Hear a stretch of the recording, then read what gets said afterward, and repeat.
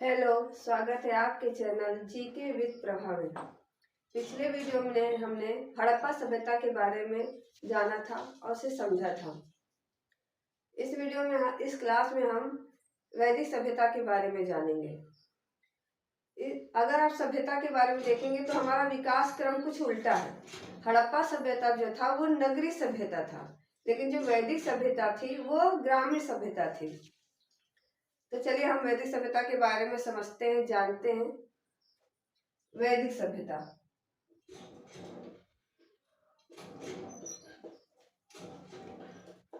वैदिक सभ्यता को आर्य सभ्यता कहा जाता था।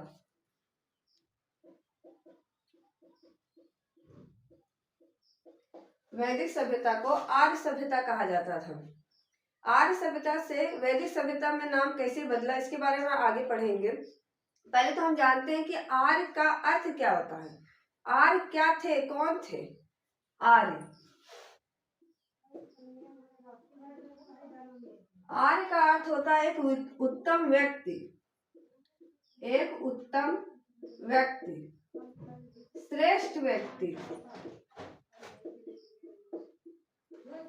लेकिन हमारे समाज में इसके कुछ और अर्थ दे दिए हैं कि जो ब्राह्मण कुल में पैदा हुआ है वही आर्य है। ऐसा नहीं है। जो व्यक्ति उत्तम है, जो श्रेष्ठ है, जो सज्जन है, जो साधु है, जिसके आचार विचार श्रेष्ठ है, जिसके धर्म में विचार श्रेष्ठ है, वो भी आर्य व्यक्ति है। एक पुस्तक अमरकोश के हिसाब से, पुस्तक अमरकोश के अनुसार,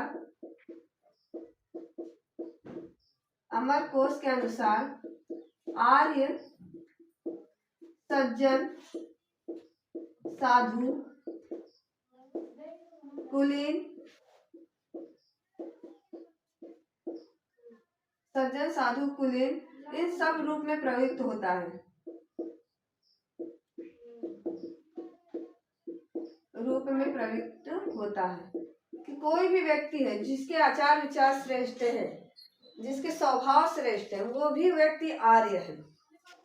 आर्य का जो सर्वप्रथम उल्लेख है वो बोगोज कोई अभिलेख से प्राप्त हुई है।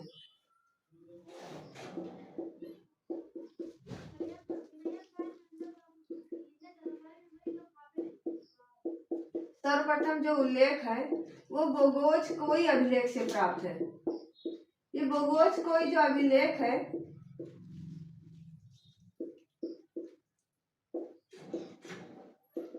ये पश्चिम एशिया में है। बोगोज कोई जो अभिलेख है ये पश्चिम एशिया में है। बोगोज कोई में हम क्या प्राप्त किए हैं कि जिससे हमें पता चलता है कि ये आर्य का उल्लेख है। बोगोज कोई जो है एक राजधानी है हित्ती की। जो हित्ती के राजा थे और मितामी के जो राजा थे उनके बीच एक शांति की संधि हुई थी 1350 में।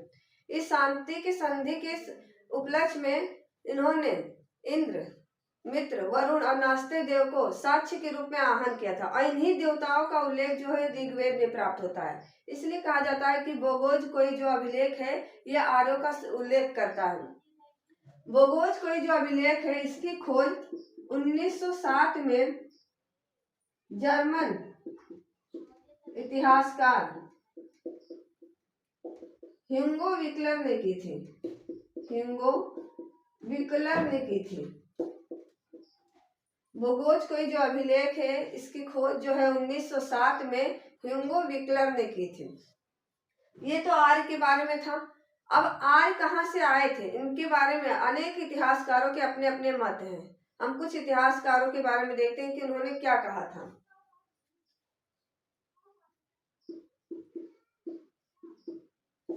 आर्य के मूल निवास अब विद्वान या इतिहासकार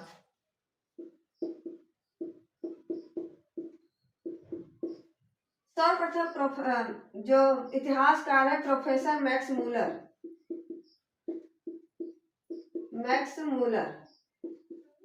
प्रोफेसर मैक्स मूलर ने कहा था कि जो आर्य हैं वो मध्य एशिया से आए हैं। कहाँ से आए हैं? मध्य एशिया से। इन्होंने ऐसा क्यों कहा? क्योंकि ऋग्वेद और ईरान में जो ग्रंथ है जेदा अवेस्ता इसमें भाषा में समानता पाई गई। ऋग्वेद की भाषा में और ईरान की जो जैदा अवस्था है इसमें समानता पाई गई। भाषा की समानता के आधार पर प्रोफेसर मैक्स मुलर ने कहा कि आर्यों का मूल निवास मध्य एशिया है। एडिकल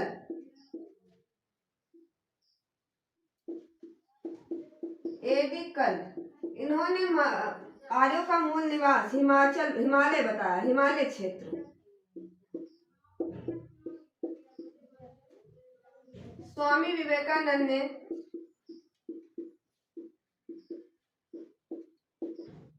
अपनी पुस्तक सत्यार्थ प्रकाश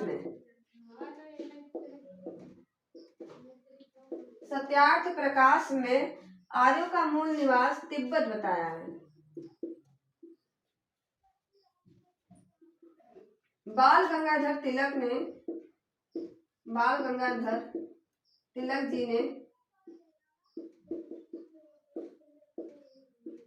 जी ने अपनी पुस्तक the Arctic home of the Aryans, बाल गंगाधर तिलक ने the Arctic home of the Aryans, इस पुस्तक में उन्होंने आर्यों का मूल निवास जो है वो उत्तरी ध्रुव बताया है। इन्होंने ऐसा क्यों कहा? उनके कहने के जो इन्होंने क्या मत रखकर ये कहा, क्योंकि उत्तरी ध्रुव में 6 महीने जो दिन होता है 6 महीने रात होती है। इस अव्यवस्था के कारण जो आर्य वहां से प्रवास कर गए और भारत में आकर बस गए। आल्पस, मूल निवास आल्पस किसने कहा था? डॉक्टर संपूर्णानंद ने।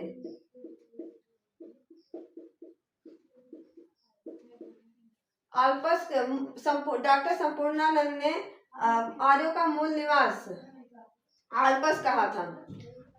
ये तो कुछ महत्वपूर्ण विद्वान इतिहासकार हैं जिन्होंने आर्यों का मूल निवास बताया है। आप इसे अपनी कॉपी में भी नोट करिएगा, ये बहुत ही इम्पोर्टेंट फैक्ट है। चलिए हम आगे देखते हैं कि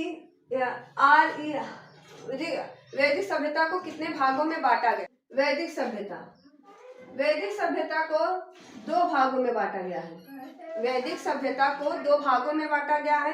पहला ऋग्वैदिक काल या पूर्व ऋग्वैदिक काल, इसका टाइम पीरियड था 1500 से 1000 ईसा पूर्व। उत्तर वैदिक काल,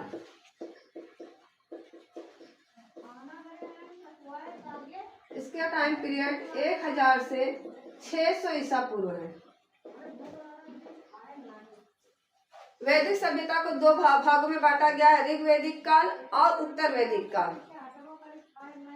इस वीडियो में, इस क्लास में हम ऋग्वैदिक काल के बारे में पढ़ेंगे। अगली वीडियो में हम उत्तर वैदिक काल के बारे में जानेंगे। ऋग्वैदिक काल में आर्य जो है उनको वैदिक सभ्यता में क्यों परिवर्तित किया गया, इससे पहले हम जानते हैं। जो हमें साक्ष्य प्राप्त हुए, साहित्यिक स्रोत जो प्राप्त है, वह अधिकतर वैदिक से संबंधित थे, वेद से संबंधित थे, जिसके कारण आर्य सभ्यता को वैदिक सभ्यता कहा गया। हमें वेद में 4 वेद प्राप्त होते हैं, ऋग्वेद, यजुर्वेद, सामवेद और अथर्ववेद। जो ऋग्वेद है ये सबसे प्राचीन वेद है और ये ऋग्वैदिक काल में आता है। और जो 3 वेद हैं, यजुर्वेद, सामवेद और अथर्ववेद, ये हमारे उत्तर वैदिक काल में आते हैं। तो हम ऋग्वेद के बारे में पढ़ेंगे और जानेंगे। ऋग्वेद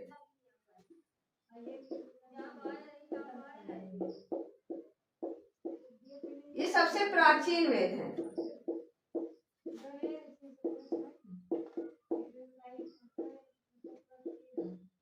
सबसे प्राचीन वेद है।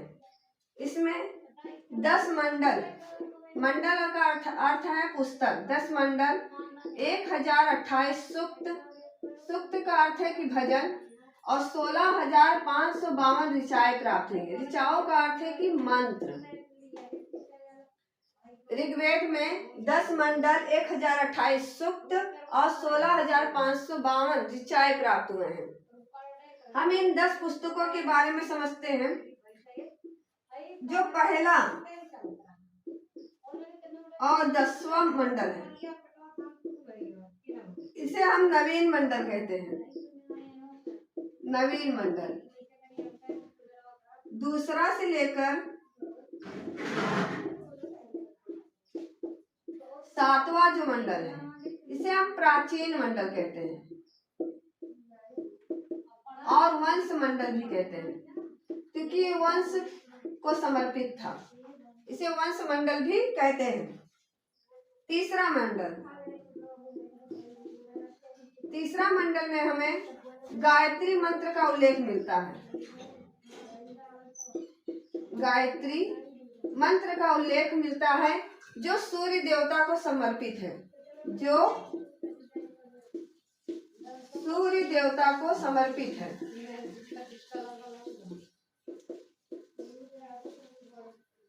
पहला और 10वां मंडल नवीन मंडल कहलाता है, दूसरा और 7वां मंडल प्राचीन मंडल और वंश मंडल कहलाता है। तीसरा मंडल जो है ये गायत्री मंत्र, इसमें गायत्री मंत्र का उल्लेख है जो सूर्य देवता को समर्पित है। 7वें मंडल में हमें दशराग युद्ध के बारे में जानकारी मिलती है।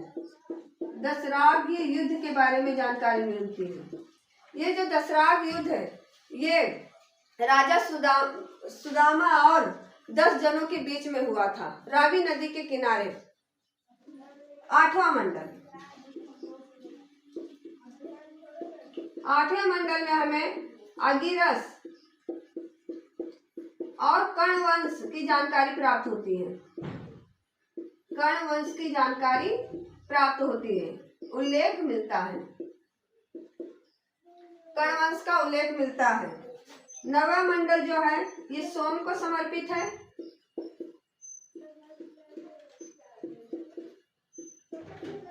ये सोम को समर्पित है। और 10वां मंडल ये 4 वर्णों का उल्लेख है, इसमें 4 वर्णों का उल्लेख है। और वो 4 वर्ण कौन कौन से थे? 4 वर्णों का उल्लेख है। और वो 4 वर्ण कौन कौन से थे? ब्राह्मण, क्षत्रिय, वैश्य और शूद्र। ये 4 वर्णों का जो उल्लेख है ये 10वें मंडल में मिलता है। ये थे सारी मंडलें, 10 जो मंडल दी गई है, उन जो महत्वपूर्ण थे मंडल, उनके बारे में ये बातें हैं। आप लोग इसे कॉपी में लिख लीजिएगा कि कौन से मंडल में किसका उल्लेख किया गया है।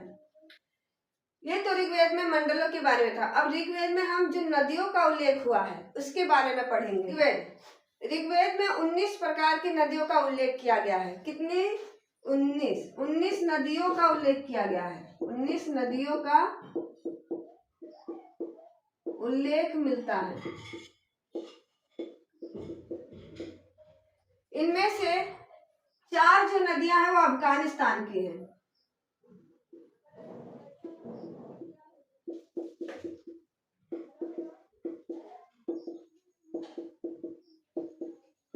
चार जो नदियां हैं अफगानिस्तान की कौन सी है? कुरमू, कुंभा जिसे हम काबुल कहते हैं, गोमती और स्वास्तु। ये जो 4 नदियां हैं ये अफगानिस्तान की है, जिनका उल्लेख हमें ऋग्वेद में प्राप्त होता है। सप्त सेंधों की नदियां, 7 सेंधों की 7 नदियों का उल्लेख है। इसकी 7 नदियों का उल्लेख है। कौन कौन से? सरस्वती, सिंधु, सुताद्री जिसे हम सतलज कहते हैं,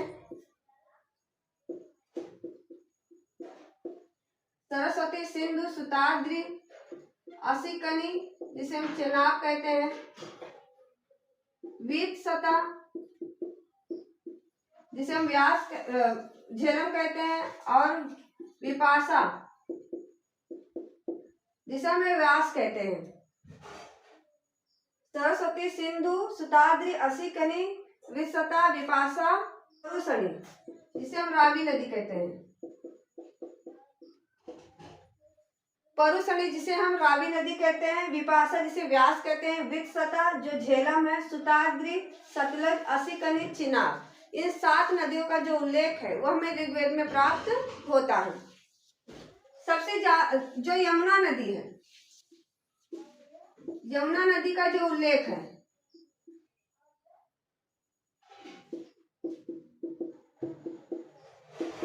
तीन बार प्राप्त होता है। कितनी बार प्राप्त होता है? 3 बार। गंगा नदी, इसका जो उल्लेख है 1 बार प्राप्त होता है। सबसे अधिक जो नदियों का उल्लेख मिला है वो सिंधु नदी है। सिंधु नदी सर्वाधिक बार उल्लेख किया गया है।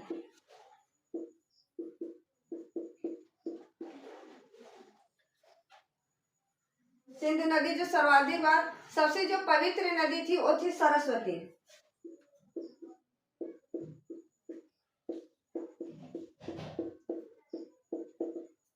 सरस्वती। सिंधु नदी को ऋग्वेद में हिरण्याई कहा गया है। हिरण्याई क्यों कहा गया है? आर्थिक महत्व के कारण सिंधु नदी को हिरण्याई कहा गया है, ऋग्वेद में नाम दिया गया है। ये नदियों के बारे में जानकारी था। ऋग्वेद में जो जो नदियों का उल्लेख किया गया है उसके बारे में।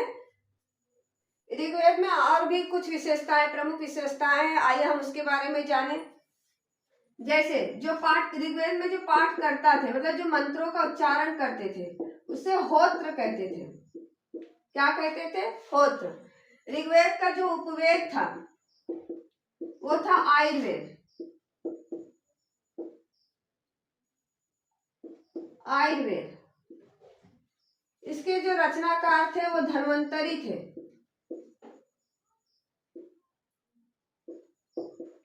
धन्वंतरी थे। ऋग्वेद के जो पाठ करता थे, जो मतलब मंत्रों का उच्चारण करते थे, वो उसे होत्र कहते थे। जो उपवेद है, ऋग्वेद का उपवेद है, वो आयुर्वेद है, जिसके रचनाकार धन्वंतरी है। जो ब्राह्मण ग्रंथ था, जो प्रमुख ब्राह्मण ग्रंथ था वो था ऐतरेय और कौस्तुकी।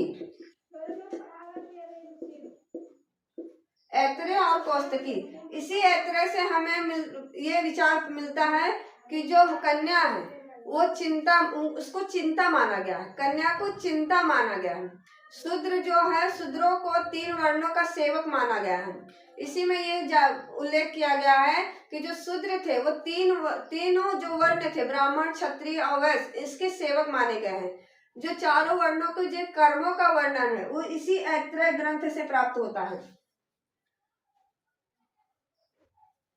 जो ऋग्वेद है, ऋग्वेद में जो लोहे से अपरिचित थे, लोग जो थे वो लोहे से अपरिचित थे। लोहे से अपरिचित थे।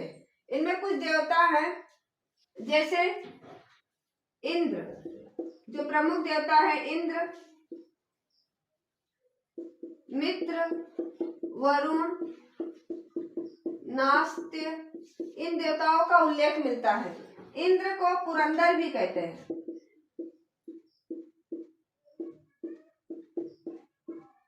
पुरंदर का अर्थ है कीला तोड़ने वाला। इसका जो अर्थ है कीला तोड़ने वाला। पुरंदर का जो अर्थ है उसका अर्थ है कीला तोड़ने वाला। और 250 बार जो उल्लेख है, सूक्त मिले हैं, वो इंद्र के मिले हैं। वरुण, वरुण को कहा जाता है ऋतु नियामक। ऋतु नियामक मतलब ऋतुओं पर नियंत्रण करने वाला। इसे समुद्र देवता भी कहते हैं। समुद्र देवता। पूषण देवता, पूषण देवता का उल्लेख मिलता है। पूषण देवता जो है ये वनस्पति और औषधि के देवता हैं।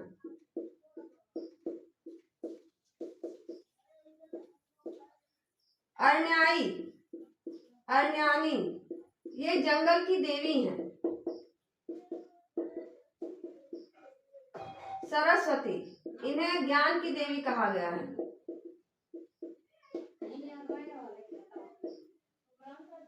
ये ऋग्वेद की कुछ प्रमुख विशेषताएं थी।